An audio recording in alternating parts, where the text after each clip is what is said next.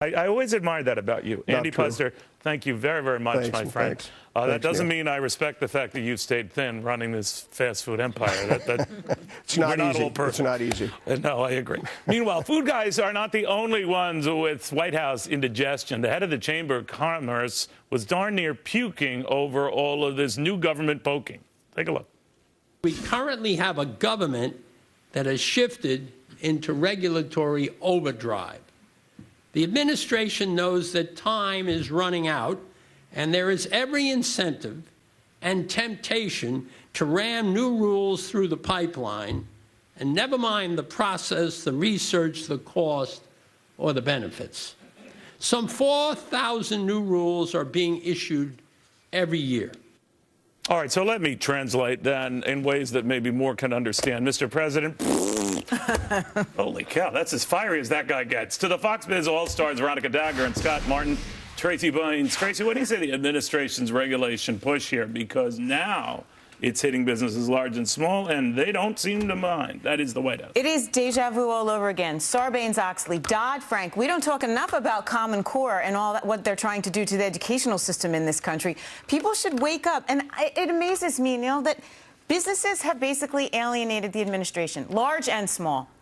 All of them are being hurt. There's very few left that are benefiting from this administration, except for Hollywood. And I don't know why we continue to do this. But Scott, they're doubling down on it. They are, and that's the tough thing. And this would even make Yogi Berra sick. It is about the small business, though, Neil, in my opinion, because some of the big businesses are still pushing their weight around when they can in D.C. But if you look at, like, the NFIB, which puts out these great stats on small businesses, biggest problem by far, government bureaucracy and red tape and then taxes.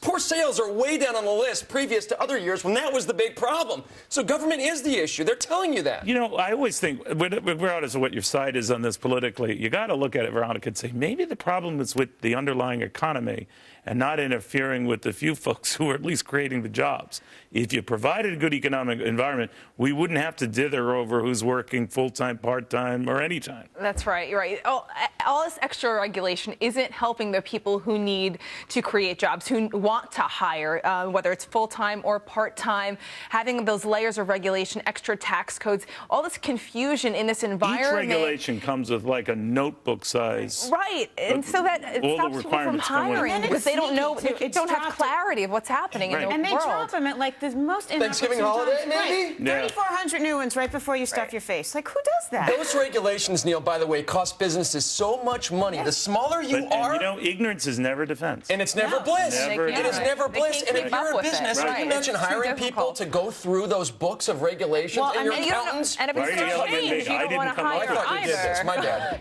Things are going to change the next day. You don't want to hire either because you don't know what the regulatory environment in the future is going to be. Just hit on it. If you want to put a chill on future hiring, changing the rules in which you hire, you've just done it, right? You've just done it. Well, the only people you're hiring are the people that can get through Sarbanes-Oxley, Dodd-Frank, and whatever regulations that are coming down. Yeah, we haven't even gotten, what was the core you were saying? The Common Core. Apple Core. Yeah, right, absolutely. Rotten to the apple core. Rotten to the apple, absolutely. So many things are going bad. I don't have enough time. Anyway, you can go to facebook.com/Team Cavuto.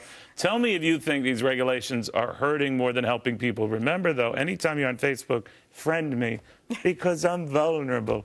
Meanwhile, move over Pope Francis, and you might as well cool your jets, all you peacemakers, because when it comes to Time's next Persons of the Year, you guys, well, it looks like you're going to lose to these guys.